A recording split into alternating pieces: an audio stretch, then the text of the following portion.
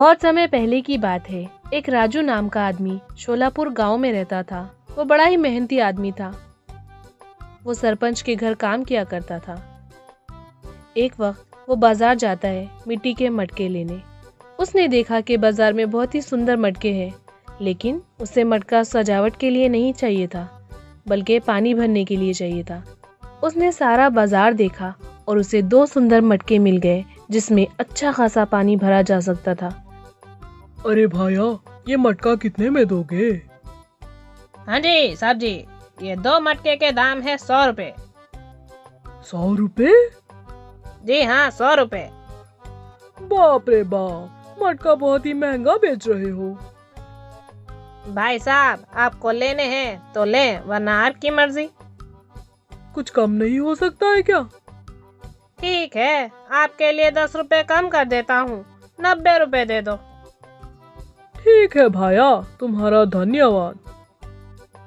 मटके लेकर राजू अपने घर वापस चला जाता है। घर आने के बाद उसकी पत्नी उससे पूछती है, आप आज सारा दिन कहाँ थे?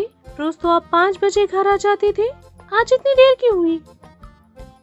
आज मैं 2 मटके लेने बाजार चला गया था, वही मुझे थोड़ी देर हो गई। क्या? मटके किसके लिए? हमें तो कोई मटकों की जरूरत नहीं है। फिर आप मटके लेने क्यों गए थे? अरे, इतने सवाल एक साथ करोगी? खाना दोगी या मैं तुम्हारे सवाल खाकर सो जाऊं? मुझे माफ करना, आप हाथ मुंह धो ले, मैं अभी खाना लगाती हूँ। ये कहकर राजू की पत्नी उसके लिए खाना लगाती है और खाना खाते हुए राजू से बताता है कि सरपंच जी ने मुझे 2 मटके लाने को कहा था, इसीलिए मुझे घर आने में देर हो गई। अच्छा, आप सरपंच जी के घर इसी मटकों में पानी भरेंगे? हाँ। अगले दिन राजू सरपंच जी के घर जाता है और वो मटके दिखाता है। वाह वाह, बड़े ही सुंदर मटके हैं। तुम रोज पानी इसी से ले आना। जी सरपंच जी। सुबह सुबह उठकर राजू पानी लाने के लिए निकल जाता है। वो नदी से रोज उन मटकों में पानी लाता है और सरपंच जी के घर के पौधों में डालता है। इसी तरह वो रोज अपना काम करता। एक दिन बच्चे खेलते खेलते बॉल जोर से एक मटके पर मारते हैं।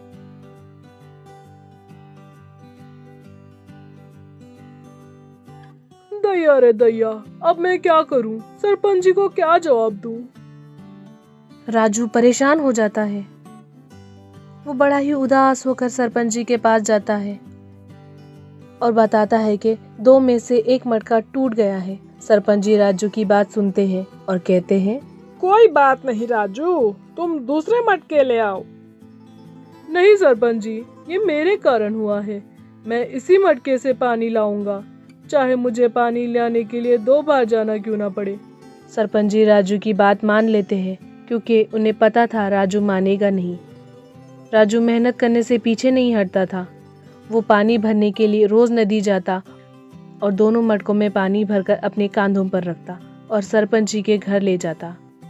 उन दोनों मटकों में से एक मटका टूटा हुआ था, जिससे पानी बहता रहता था, और दूसरा मटका एकदम ठीक।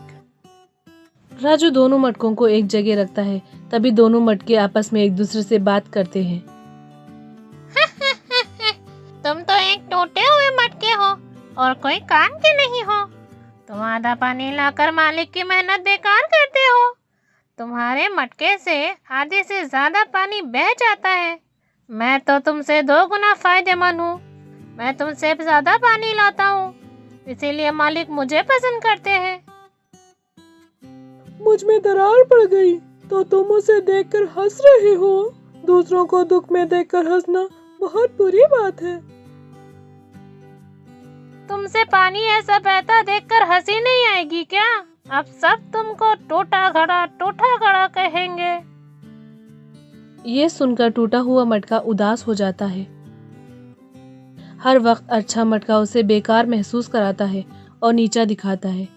ये बात टूटे हुए मटके के दिल को लगती थी। उसे लगता था वो कोई काम का नहीं रहा। उसे शर्मिंदगी महसूस होती थी कि वो अपने मालिक के काम का नहीं रहा। हमेशा की तरह राजू पानी मटके में भरकर सरपंच जी के घर की ओर जा रहा था।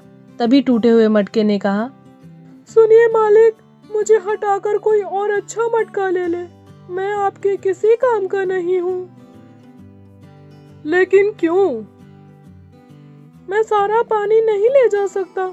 मुझ में जो दरारें हैं उससे बहुत सारा पानी बह जाता है। मैं आपके ऊपर एक बोझ हूँ और किसी काम का नहीं हूँ।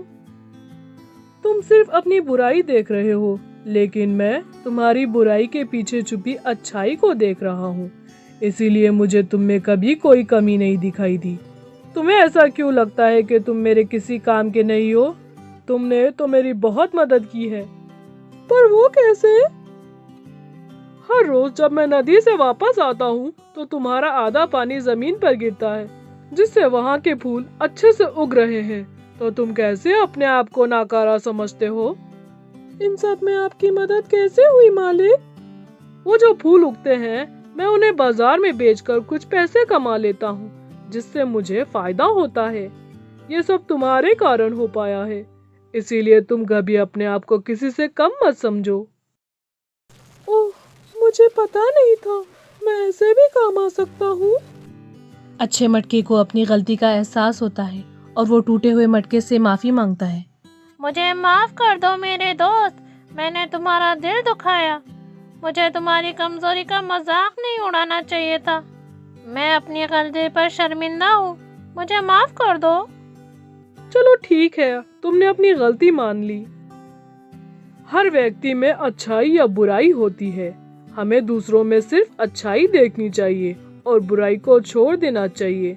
तभी हम जीवन में खुश रह सकते हैं।